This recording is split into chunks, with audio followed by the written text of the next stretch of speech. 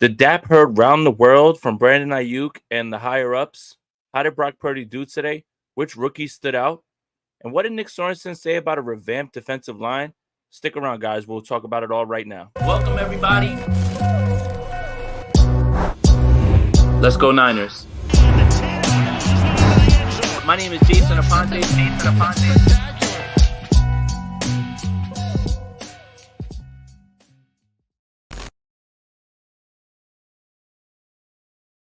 What's up, 49er fans? I'm Jason Aponte. Make sure you like this video, subscribe to the channel, hit that notification bell for when we go live. We are reviewing day 7 of 49ers training camp. If I'm not mistaken, the third day of pads for the 49ers, and a lot to talk about. So firstly, today, Brandon Ayuk, again, not participating. Yesterday was not at practice. Today, came out wearing all black and gave a dap to John Lynch and Kyle Shanahan, and the internet ran rampant. And I guess I should start this story with telling the beginning part of it. So there is a 49, well, not a 49ers account. There's an NFL account, Pretty Ricky, I believe, if I'm not mistaken. And they usually are on top of breaking things. And there was a meme that was sent out saying they don't know that I have another trade bomb ready to drop. And for what it's worth, they predicted that, Brandon Ayuk was going to hold out. I think many of us could have, but there's been many scoops. Jordan Love's contract extension comes to mind, a few other things that they pretty much have a plug for. So that tweet immediately sends a firestorm through 49ers fans because who could he be talking about? Who's in the discussion for being traded? So that's the first part. Then today, obviously, camp starts. Brandon Ayuk isn't there. We all know that. But I do want to share with you real quick what the vibe looked like in terms of a adapt between the two of them. And I think it's so overblown at this point where everybody is a little bit worried about something. But there's Brandon Ayuk right there. For you guys who can't see, that's him dapping Kyle. I'm gonna bring it back a little bit further just so we can see it happen. And shout out to Brad Graham, the SF Niners. He's the one with the video, and he actually showed up on Pat McAfee today as well too. You see, so 49er fans have become body language experts. If John Lynch touched his ear here, it means something. It means something completely, right? But for me, if I'm reading this, let's take a look. That's John Lynch right there. He looks happy, right? Like he dabs him and smiles and says, I don't know what he says, but he looks like he's smiling. And Kyle too, right? So there are people that are surmising that this is a goodbye dap for whatever reason and saying, this is it. They've got a trade partner. But you think that smiles like that would be given if that's the case? And by the way, if there was a trade in place, do you think that this exchange would happen in practice in front of people? I think this is something that would be done behind closed doors and would be something that would be much more somber. This seems happy. I'm reading nothing but good vibes here. Maybe I could be completely being optimistic, naive, whatever it is. But if I'm reading this and I'm reading what that means, I think this is a good thing. I literally think this is a good thing. So there's a lot of talk about what this looks like, what it could mean. And if there is some sort of trade that's going to be done, then this exchange would happen behind closed doors. It wouldn't happen in front of everybody. And it would happen where nobody would see it. But look at John. He looks happy right there with that dap. And then Kyle looks just as happy, and he kind of just stands back and he's there watching. I guess my point is everything is something until it's nothing. And that's something that Andrew says all the time. It doesn't mean much right now. It's easy to get wrapped up in whatever you think is going on because of the nature of the contract negotiations. I don't think they're contentious at all. I mean, if you're looking at the way this is being said. So I just wanted to make sure I touched on this because this was a big talking point today on 49ers Twitter. And I felt that it was nothing. It's definitely nothing. Look at that. I mean, look at Kyle, man. Like, it looked like they're all figuring out that, hey, we're getting there. We're getting there. Now, there is the signing of DJ Moore, which does feel like the sweet spot for Brandon Ayuk himself. So I think that has fans a little bit more on edge in terms of DJ Moore got this. This is what Brandon Ayuk might want. But for me, when I'm watching this video solely in a vacuum, I am watching somebody who is happy to see somebody and another person who's happy to see Brandon Ayuk. I'm really, really, really not that worried about this at all. Like, honestly, guys, I really don't think it's that big of a deal. So make sure I touched on that before we get into everything that goes on in training camp, or at least what's been reported, because unfortunately I'm not there. If I was there, I wish I could give you guys a little bit more, but I can't. So I'm gonna stop the screen real quick. So yeah, again, guys, it doesn't feel like there's anything more to report. I think when you look at that video and you look at it in tandem with the Pretty Ricky report, I think that's what really people are gravitating to, and they feel like a little bit nervous about. They feel there's a little, I think they think contentions in the air. For me, I looked at that and I said, yeah, I don't really see too much. Like, there's not really much to go off of there, but it never really made me feel nervous at all. And I think that's a good thing. Again, no news is good news. Regardless of how people feel about it or anything like that. But I think everything's fine. I think everything's moving in the right direction. I think that's kind of what you're looking at with them. So I thought that was something that was very, very telling in terms of nothing. That's what I mean. Like, it's not a big deal. It's not a big deal. I don't think, again, if there was a trade in place, I think that interaction would happen behind closed doors, and that would be whatever handshake agreement between the agent himself. I don't think that would happen right there in front of practice. I really don't think that does, like, it doesn't line up with whatever it is, the doom and gloom that would come with something like that. So just wanted to make sure I put that out there real quick.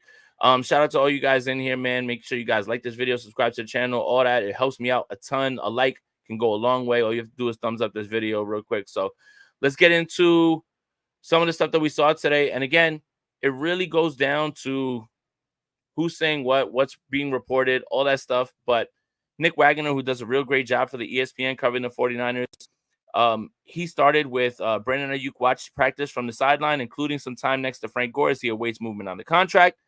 Who didn't participate? Danny Gray, who came up with an injury. Steph was the first one kind of on that, letting us know that he wasn't ready today. Aaron Banks, obviously Ayuk.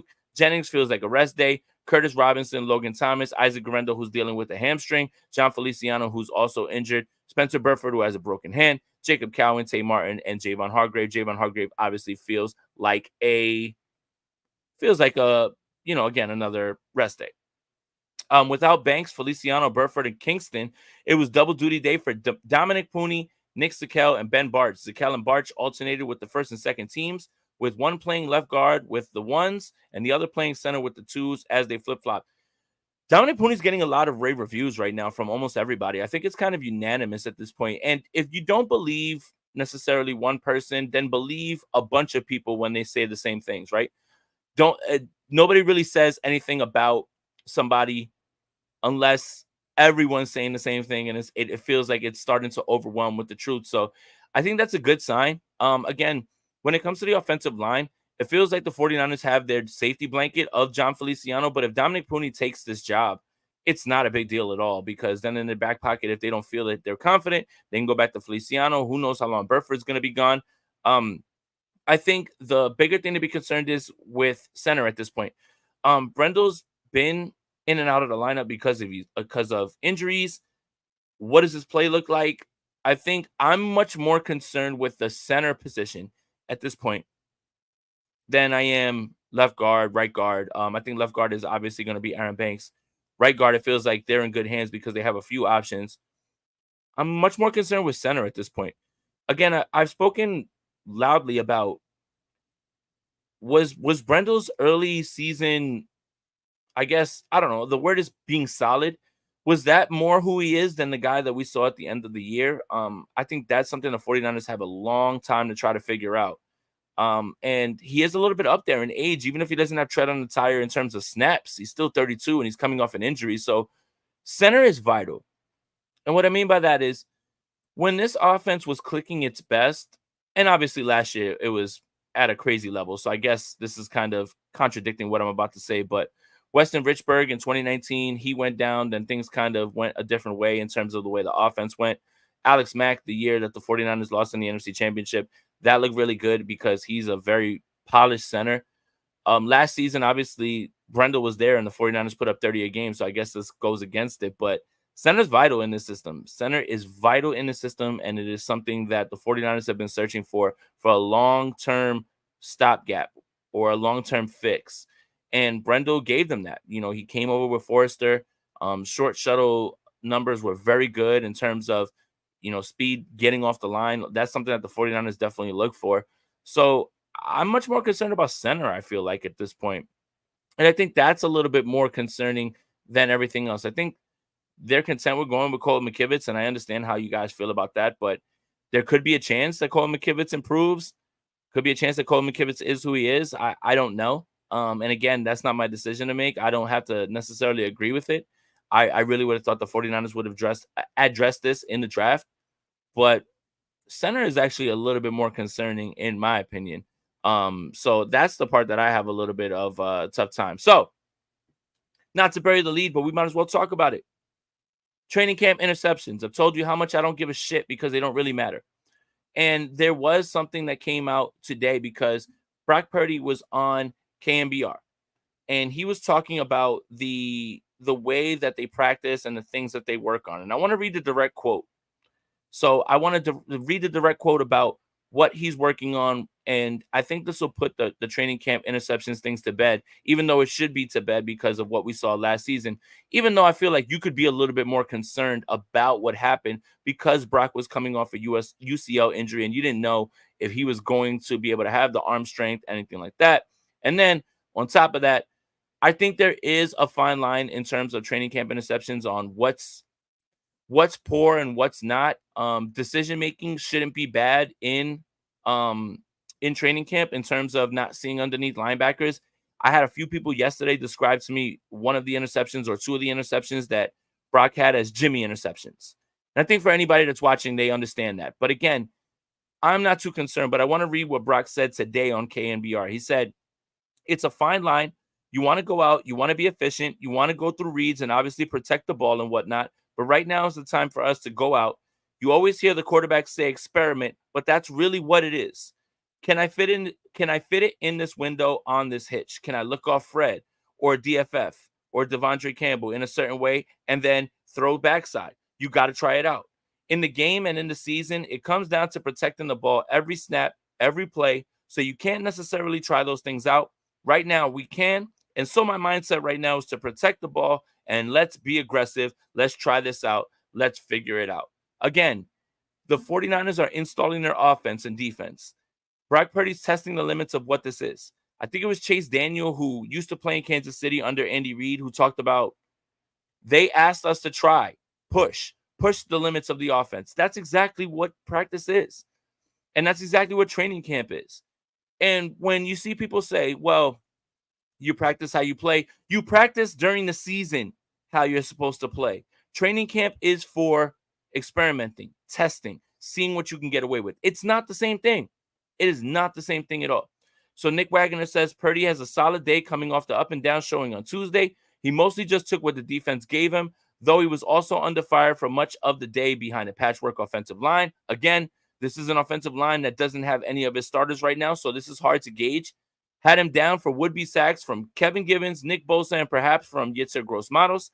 Purdy did his best work in the red zone, hitting Deebo Samuel, Ricky Pearsall, and George Kittle for touchdowns. I'm not worried, guys. You shouldn't be worried at all. If this starts to happen in the season, that's when you worry. You shouldn't be worried about this in training camp right now at all. But some more good news, and it involves Brock Purdy, but it involves the 49ers first-round pick. The best throw and catch of the day was Purdy touchdown pass to Pearsall in the red zone. Pearsall ran a terrific route to separate from Isaac Yiadom, and with Jair Brown moving over as Pearsall ran along the back of the end zone, Purdy layered the perfect throw over Brown, but into Pearsall's waiting arms for the score. Good work by both, and an upgrade from an earlier missed connection when Purdy threw a bit behind Pearsall, who still should have caught it, but was unable to haul it in. The worst part, Pearsall ran an excellent route and created more separation from Charvarius Ward than anyone else in this camp, but didn't come down with it. See, that part, the last part about running an excellent route and creating separation from an all-pro corner is much more encouraging than anything you hear about some parts of the offense, right? Installing the offense is one thing. Trying things out is one thing. Running routes is going to be consistent. And if you're hearing this about Ricky Pearsall, it's a great thing. We all have been excited about this pick since it's been there. But you are waiting to see what it looks like when the pads go on, when he goes against an all-pro like Charvarius Ward. This is encouraging. The day before he had limited reps. The 49ers with a hamstring are obviously bringing him along a little bit, slowly, and I think that's fine. Again, I don't think that, with Brandon Aiyuk, if he does sign, I don't think they're expecting a lot from Ricky Pearsall in year one. He may see the field a little bit, but with Jennings, Debo, and Aiyuk ahead of him, it feels like this is his perfect time to catch up. This sounds good. I am actually very encouraged to hear that he's creating separation on his own. That has nothing to do with the offense. That has nothing to do with install, any of that stuff. And I think that's something that is way more encouraging than anything. So again, guys, the part that I want to impress upon you is some of this stuff is important. Some of this stuff isn't important at all. And I think that's the stuff that, and again, Rob Lauder said the same thing, and I'm gonna pull up the tweet right now, actually. Rob Lauder says, shout out to him, man. It's the homie. Big day for Ricky Pearsall, who was targeted a handful of times during team, including a few from Brock Purdy. Pearsall made a juggling, diving, contested sideline catch. He also got wide open in the end zone, and Brock Purdy found him with a layered throw over fingertips. That sounds very, very good, honestly. Again, creating separation has nothing to do with installing the offense at all. Now, some throws, some mishaps with, perhaps blocking, which I know 49er fans don't want to hear that. That's a little bit more of the installing than anything. That's a little bit more of the things that are subjective for a little bit. So, yeah, I mean, once again, it looks like the 49ers are right now installing a bunch of stuff. And again, that's usually what it looks like. And Brett says, drafting O-line makes too much sense. Shout out to everybody in here, guys. Again, if you're in here 17 minutes in, make sure you like this video real quick. Danny Gray injured. Yes, it sounds like he's already working through something.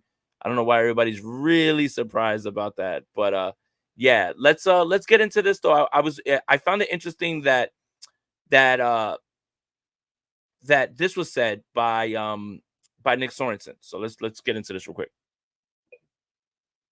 If it plays, good God. Not gonna play. Of course not. Come on, Nick. You gonna talk? Nope. Spinning circle. McDonald's Wi-Fi back at it again. All right. You know what? If this isn't gonna work, then I'm just gonna get it off. Essentially, he was talking about what it meant for a revamped defensive line. And I don't even know if the 49ers defensive line is exactly revamped. I think it's more reloaded, right? Like Nick Bosa, I think we expect a little bit more from Javon Hargrave. It's hard to replace Arik Armstead. And Malik Collins talked yesterday about how it's big shoes to fill. And I understand 49er fans and you guys talk about, sacks and pressures, and there's a big debate about what's more important. And obviously, Arik Armstead makes a lot of money. But Arik Armstead's impact goes further than a box score. Easy. When he takes two defenders on a stunt and Nick Bosa has a clear path to running and sacking the quarterback, does Arik Armstead get credit for that? No. Did Arik Armstead create that? For sure.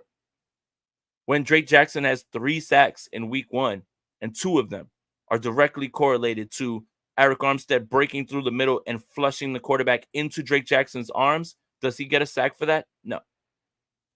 Should he get credit for that? For sure.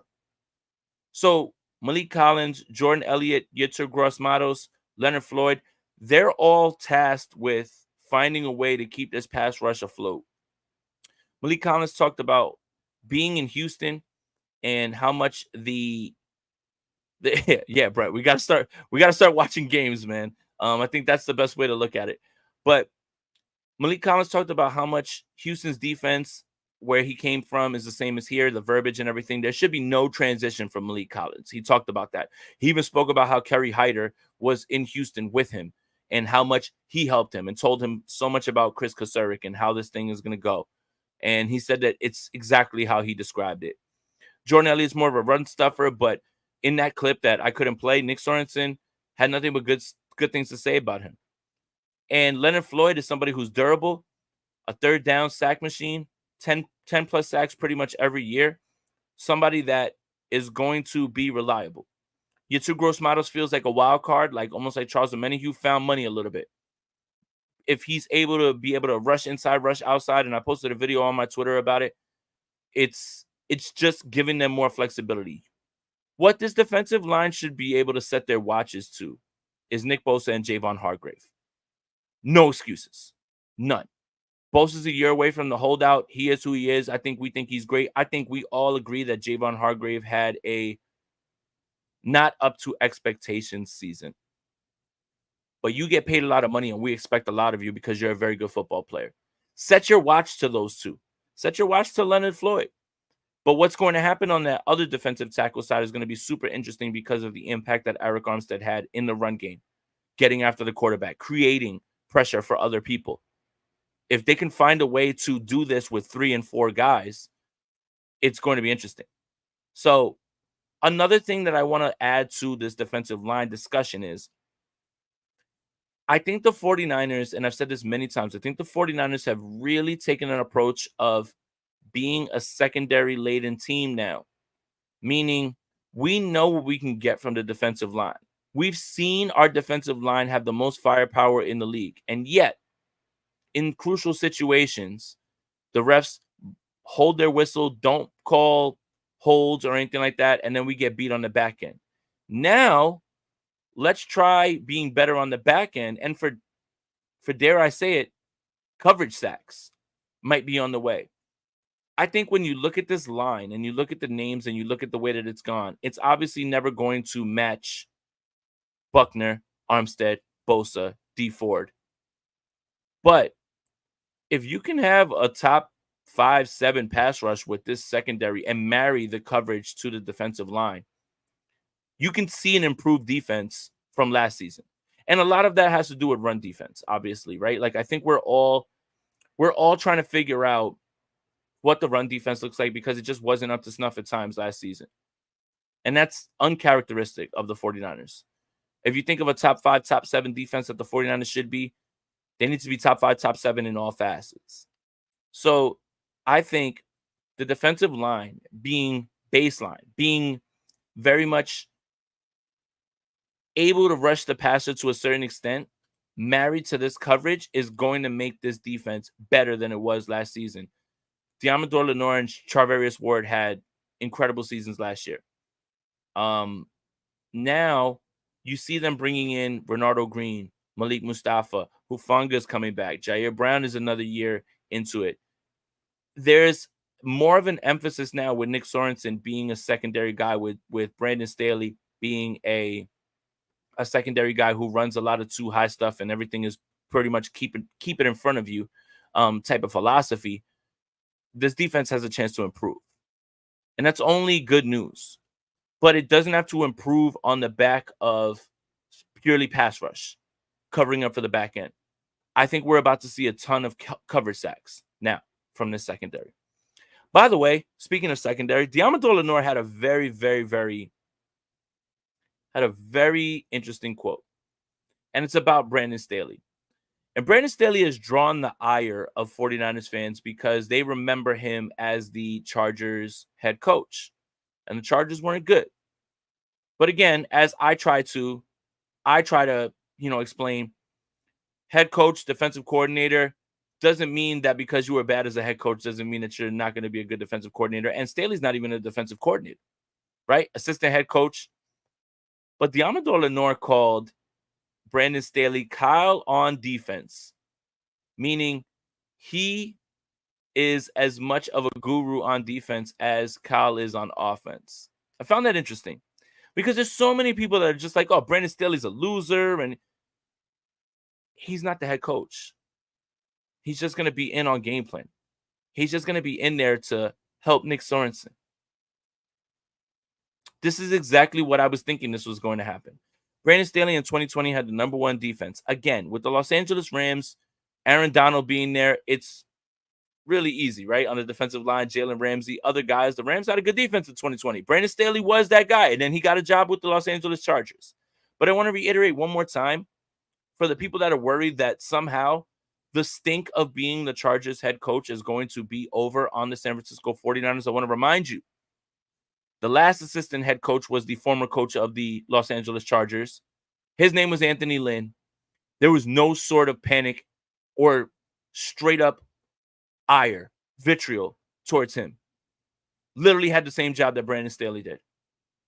Brandon Staley is going to help this defense. He is going to help this secondary. He is someone who is very good on defense. And if you're going to ask me, before you do, why wasn't the Chargers defense very good? They have a defensive coordinator. Brandon Staley has to deal with every single thing. He has to have his hands on the offense, the special teams, the defense, personnel decisions. He's being pulled too far apart. Now he focuses on the defense. By the way, Joey Bosa plays 4 games a year. Derwin James is hurt. J.C. Jackson was a horrible signing.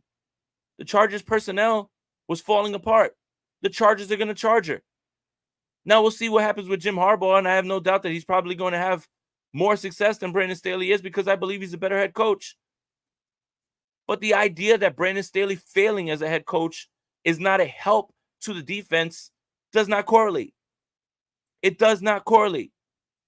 Vic Fangio is known as one of the gurus right now, and Brandon Staley is one of his understudies. Vic Fangio did not have a successful time as a head coach. Very good defensive coordinator. Happens all the time. So, Diamandoula Lenore coming out and saying what he said about Brandon Staley, I find it to be fascinating because that's exactly kind of what he is. Not built to be a head coach, focusing in on defense. So I just wanted to pull out that nugget because there's so much still today on July 31st. Still so much that's thrown at Brandon Staley's feet. And he's not the head coach. He's not even the defensive coordinator. But he's going to help this team. He has experience. He has experience running too high. He understands how to put guys in big situations. Many of the players have come out in his support. We haven't even run it down yet. So let's chill out on that a little bit. That's all I want to do. That's all I want to do. And this is a good one. Will he help on run D? Yes. Yes. The problem is that the 49ers have been kind of leaning towards secondary over pass rush, and they tried it last season with Steve Wilks because he is a secondary guy. But they were unable to marry the coverage to the run defense. And part of that is Javon Hargrave. If you look on the tape, Javon Hargrave is being pushed around in run defense. Now we understand Javon Hargrave is a little bit more of a pass rusher, and that's what he's known for. But there's no reason that Javon Hargrave should be 2 gaps over, being pushed around. Javon Hargrave holding his gap changes so many of these things. And on the back end, they'll be able to have their run fits. Hufanga, Jair Brown, they both play downhill. We're going to find out what this linebacker room looks like. Obviously, D. Winters is getting a lot of hype, but it sounds like if I was a betting man today, the 2 linebackers would be Fred Warner and Devondre Campbell. But yes, I do believe that. I do. I believe that 100% that the run. And if you don't believe me, let's just put it another way. There's no way the run defense could be any worse. Can't be worse. Absolutely can't be worse.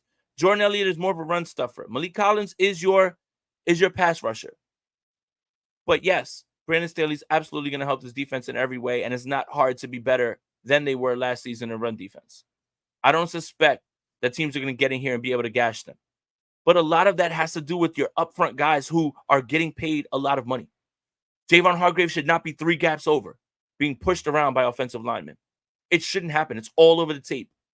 He came in, he's in better shape. I understand that he's a much better pass rusher than he is a run defender, but it shouldn't happen. And then you have bad angles. You know, the same knock on Jair Brown and Talanoa Hufanga is bad angles. Is running into the wrong spot, they'll figure it out. And if you don't believe me, then believe that there's no way this run defense couldn't be any worse. Couldn't be any worse. And I agree. Bad tackling. I see this as well too. So many of the Niners defenders were routinely trucked. So I was going over the NFC Championship film, and I was watching what was happening earlier in that game with the Lions. And they run so much of the same stuff that the 49ers do. And I think, again, this is stuff that's, just making its way around the league. And they'll leave Nick Bosa unblocked, but they'll bring their blocking tight end from the other side of the formation and seal him off. And once they seal him off, there's a huge hole in the middle of the field because everybody's moved out of the way. And now Jahmyr Gibbs and David Montgomery have 10, 15 yards to go boogie on. And they're at the second level like that. Yeah. A lot of it is being able to be disciplined, not staying in your gaps, tackling. I hate to say it, but it's all things that can be fixed. It's all stuff that's right there in front of you. God, it sounds like Aaron Boone. But it's not something that is incorrectable. The 49ers have the personnel absolutely to do it. So yeah, we'll see an improvement because it can't be worse. It can't be worse. Shout out to everybody in here. Almost 213 people in here, guys. Make sure you guys like this video. If you're watching on Twitter, then hop on over to YouTube. Give this video a like. Subscribe to the channel. And it helps me out a ton. Thank you guys for hanging out with me on a Wednesday. 6:03 Pacific time, 9:03 Eastern time. Got to get some water real quick. Okay. So when it comes to the defense, I feel a little bit better about it because Sorensen's not a big talker. You're not really going to get anything from him. But when you see guys who are ball hawks, Jair Brown, Hufanga, you've got Diamador Lenore, obviously gearing up for his best season right now. At least what it sounds like from training camp. He's just doing well. This defense is going to be better, not only because of their secondary, but because it can't be worse on run defense, and it can't. And Brandon Staley is going to be a part of that. I'll take any questions if you guys have. Just hanging out. Again, it's hard for me to really give any sort of, I guess, sweeping statements on a camp that I'm not at. Really, just going off of people that I trust with information and understand what's going on with football as well too. So it's really hard because I see so many people jumping out the window with, well, this person said, yeah, but you weren't there. I wasn't there. So I don't have much to say. Like, for anybody to say this guy's bad or this guy's a bust or whatever it is, you're not there. Like, it's hard to see right now. So it's hard to nail something down when you're just reading reports. So I'm trying to make camp, Mr. 559. Could be next week. For how many days? I was hoping that the joint practices in Irvine with the Saints were going to be open. It sounds like those are going to be closed off to the public. That would have been something that would have been great because obviously Hufanga is on track to be there.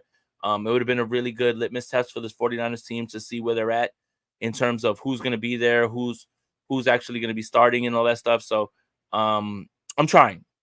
It's less about the flight. The flight's not the problem. The problem is the 49ers are charged $20 a ticket, and people are reselling those tickets if you don't have them for the $20 for $80, $100, and that's insane. And it's totally the 49ers' fault. That's all the 49ers' fault. I believe only 11 teams charge for training camp, and the 49ers ticket is the most expensive. I blame the 49ers fully, wholeheartedly. That is your fault. If you wanted fans to be there, just give them away and then let people resell them for $5, $10. But charging 20 and then allowing people to do 80 and 100, fully your fault. And people that really want to be there are not going to be able to be there. Crazy. And the water is not that free. They're not doing a good job of that either. Dakin25, shout out to you, man. It's good to see you, bro. Longtime person in chat. Who else would you like to see added to this roster, either via trade or free agents? I think the easy answer is Justin Simmons. I think a easier answer is Tashaun Gibson following his 6-game suspension. Why am I saying that? Jair Brown is locked in, right? I think that's easy. While we all are optimistic about the timeline with Talanoa Hufanga, and he's young, there's no reason to think that he won't return to his original form. And again, All-Pro 2 years ago, last season, obviously season cut short. The 49ers are usually a team that will insulate themselves with a position. Justin Simmons is a top 100 NFL player voted on by the players, and he is a free agent. Tashawn Gibson is somebody that John Lynch said we will stay in contact with and we have kind of in our back pocket. And Tashawn Gibson was brought in, and we thought is like just hey, he's gonna play for Jimmy Ward for a little bit. Played so well that he ends up starting for 2 years and moved Jimmy Ward down to nickel. At what point do you just kind of sit there and wait for something to happen, or you do something before it happens? You don't have to move on to Tashawn Gibson right now. I don't think that his services are really, I guess, hotly desired by other teams. But Justin Simmons would be an automatic starter. But Justin Simmons being an automatic starter means what for Talanoa Hufanga? I mean, Justin Simmons is better than Talanoa Hufanga. I will say that. But the 49ers have a decision to make with Hufanga. You've got to see what you have before you decide what you're going to do and let him walk or whatever it is, right? So do you risk that and kind of, I mean, obviously your depth would be great because then if anything happens to either safety, then you're fine. But I think the 49ers are in a spot where they want to figure out what Hufanga is for them going forward and the decision they're going to have to make whether they want to bring him back or not. If I was betting today, I would probably think he walks. He's a young safety who is a former All-Pro. His services will be hotly needed. Brock Purdy's going to get paid next year. You got to figure out what you're going to do with Lenoir and Ward. I don't know what the cap hits are going to be, once they figure this out with Trent and once they figure it out with Ayuk. If I had to guess who's going to walk, it would probably be Hufanga. Today, Justin Simmons is the better football player than Talanoa Hufanga. Today. But I think the 49ers have to figure out what he is and have to figure out what they have before they make a decision one way or the other. And I think that's kind of smart. All right. Mr. 559, tight end 2 on opening day will be. I've kind of had a discussion about this where tight end 2 is going to be a blocker. The answer is Eric Soibert. That's the answer.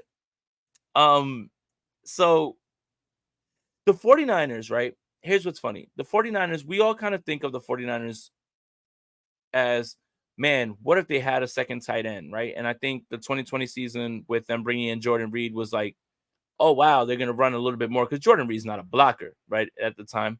Obviously, George Kittle gets injured early. Jordan Reed ends up in and out of the lineup. We all know how 2020 went. But the tight end 2 is going to be a blocker. And for all of the complaints about the offensive line, who was the tight end that took the most snaps last season? Wasn't Ross Dwelley. Cam Latu was obviously out. Braden Willis played at the end of the year, but it was a blocker. How do you offset some of the deficiencies you have on your offensive line? Well, you get George Kittle and you get another blocking tight end out there when you want to run the football, and you essentially have a few more linemen. So it's Eric Soibert. I don't think we're ever going to see a time where there's going to be 2 tight ends on the field. I don't think that's something that Kyle really wants to do or that he's interested in. I think he's much more interested in solidifying this offensive line, run blocking, sometimes maybe even pass blocking, that it's going to be a blocker. Charlie Warner stuck around for a while, and when you look at who's around, Braden Willis is obviously the one that's getting the most hype, and he's actually the one who played down the stretch. He didn't play a ton of snaps, but he played snaps. They're not happy with what they had in-house. They flirted with Brock Wright. They signed Soibert. They signed Logan Thomas. So for me, I just feel like this team, with the way that they run their offense and they're trying to offset the issues that they have with the offensive line, is by having George Kittle and another blocking tight end on the line helping. And that's Soibert. So that's who I'm going to bet right now. I just don't think the 49ers are interested in running much 2 tight end stuff. They're just not. I don't think they are. And they're probably at the bottom of the league in terms of percentage run. Now, have they had the tight ends to do it? I would say last season, no. Like Ross Dwelley would be the only other person. Obviously, he's not here. Cam Latu is playing. That's what I can say. Like, he's at camp and playing. But I just think it's going to be more blocking because I think they're really going to rely on those guys to offset the issues with the offensive line, whatever it is, right? If they're having an issue running the football away, because obviously Trent Williams is fine, or if you want to run the football behind Trent Williams and add 2 other linemen, then boom, you got yourself a convoy. Most likely, obviously the 49ers have been the best at running to the left because Trent Williams is a 99 Madden overall player for what it's worth. But tight end 2 isn't going to be something that they are going to lean into in terms of passing. Tight end 2 is more for depth. If God forbid something happens to George Kittle, I think that's really, really, really, 45% they're in tight end 2, but they're not passing out of tight end 2. They're not passing out of tight end 2, JD. You know that. They're not passing out of tight end 2. Charlie Warner was the guy getting the snaps. Don't you dare throw him a football. He won't catch it. Don't you dare throw him a football. It's about offsetting what they do on the offensive line. And again, so if we're talking about the 2 tight end sets, obviously they run them, but they're not running them to pass. They're not going to throw the football to Charlie Warner. They're not going to throw the football to Soybert. They need them to help in the run game. They need to help them block more than anything at all. I don't think that I think we got enamored with that in 2020. And then Cam Latu being drafted, and we kind of figured that the 49ers are trying to figure out what life is going to look like with George Kittle in the draft. But they're really not interested at all in throwing the football to the 2 tight ends, unfortunately. Yeah, so let's see what we got here. Let's see. I think we saw another one. How much would you trade for DJ Jones, unrestricted free agent 2025? A 6th? I know it's hard to hear because the 49ers are actually really good in the 5th, 6th, 7th rounds. But the contract is really high. Denver paid. The reason he's not here is because Denver paid. But I would send a 6th. Maybe Denver eats some of the contract.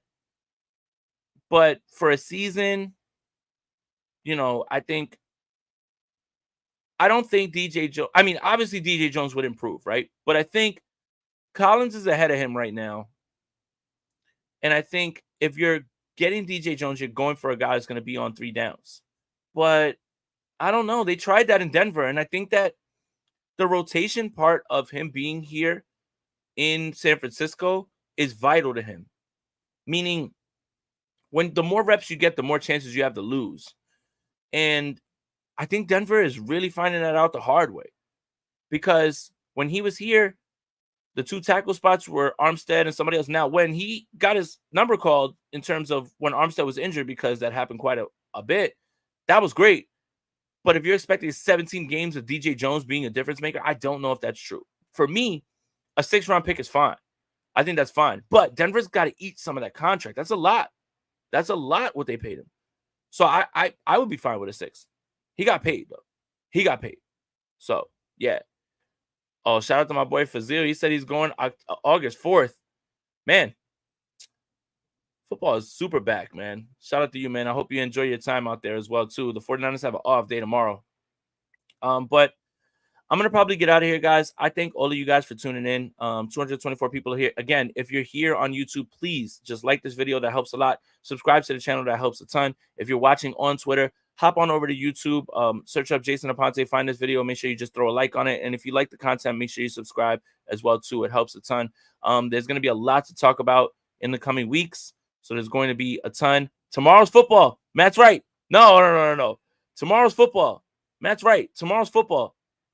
I'll be putting out underdog plays out there. Promo code Aponte. Make sure if you're looking for action on top of the game, sign up for Underdog Fantasy. Type in promo code Aponte. Double your first deposit up to $100. I will be putting out plays tomorrow. You know why? Because I'm a sick man. I'm a sick man. And tomorrow is actual football. I cannot wait. It's the Hall of Fame game against the Bears and somebody else. But you definitely have me putting on, I'm going to put something in on Tyler Bagent, who will be starting, and not Caleb Williams. So, yeah, make sure you check out Underdog Fantasy. Promo code Aponte. Shout out to all you guys in here, man. I'll talk to you guys soon. Probably get up tomorrow for State of the Franchise with Brad, so tune in for that. Again, like this video, subscribe to the channel, hit that notification bell. We're out of here. Let's go Niners. Have a great night. Welcome, everybody. Let's go Niners. My name is Jason Aponte.